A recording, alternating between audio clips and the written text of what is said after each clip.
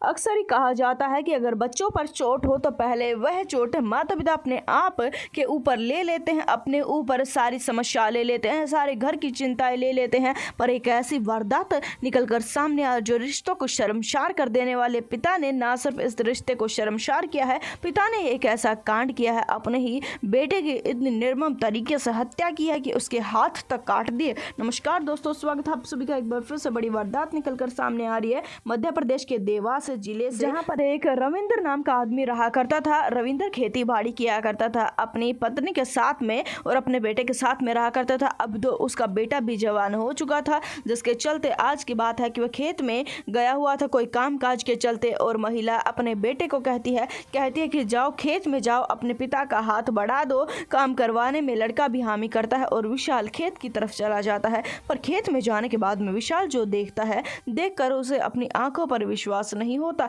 विशाल अपने खेत में पहुंचता है और देखता है चारों तरफ कि उसका पिता तो खेत में मौजूद ही नहीं है, जिसके चलते वह अपना कामकाज करने के लिए खेत में अंदर चला जाता है। झाड़ियों से कुछ अजीबोगरीब प्रकार की आवाजें आ रही थी। जैसे ही झाड़ियों के अंदर वह झांक कर देख लेता है, देखता है कि उसके पिता किसी दूसरी महिला के साथ में आपत्तिजनक हालत में है। यह देखकर लड़के को अपनी आंखों पर विश्वास ही नहीं होता। लड़का तुरंत ही अपनी नजर यहाँ से हटा लेता है और खेत से भागने लगता है। पिता तुरंत ही कपड़े पहनकर अपने बेटे के पीछे भागता है। पिता को डर था कि वह लड़का ये बात किसी को बता सकता है, इस मारे वह उसके पीछे पीछे भागता, पर लड़का अपनी माँ के पास में चला जाता है। अब पिता को और ज्यादा डर लग रहा था इस बात का कि वह अपनी माँ को ये बात बता सकता है, जिसके चलते घर पर जाकर वह अक्सर ही अपने बेटे के आसपास भटक रहा था, अपने बेटे को इशारे कर रहा था, ना बताने का अपने बेटे को इशारे कर रहा था, जान से मार देने का। देखते ही देखते 2 दिन बीत चले जाते हैं और पिता हर समय पर अपने बेटे के साथ में रहता है। पिता को काफी ज्यादा डर लग रहा था इस बात का कि अगर उसके लड़के ने एक बार भी अपना मुंह खोल दिया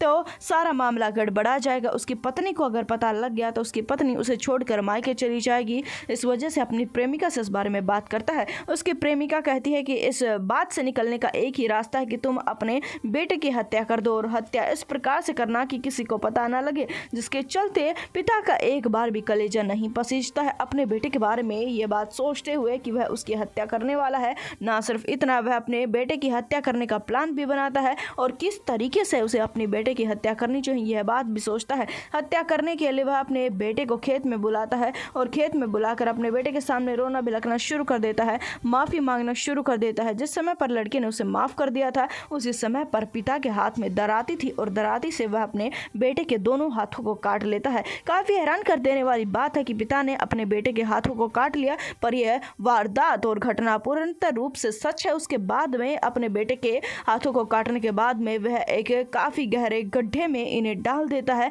ना सिर्फ इतना, अपने बेटे की लाश को वह छुपा देता है, जिसके चलते कुछ समय बीत चला जाता है और माँ अपने बेटे के लिए काफी ज्यादा चिंता में थी। माँ को समझ नहीं आ रहा था कि उसका बेटा कहाँ पर चला गया। अचानक जिसके चलते वह उसे ढूंढने के लिए आसपास में अर्जी भी लगवाती है। पुलिस जैसे ही ढूंढते उन्हें लाश मिलती, ऐसे हालात में मिलती है कि उनके पैरों तले से जमीन खिसक जाती है। अब माँ का रो रो कर बुरा हाल है कि मेरे बेटे की इतनी निर्मम तरीके से हत्या किसने कर दी। उसके बाद में पुलिस से जब पिता से सख्ताई से पूछताछ करती है तो सारी सच्चाई सामने आ जाती है। हालांकि अब आरोपी को गिरफ्तार कर लिया गया है।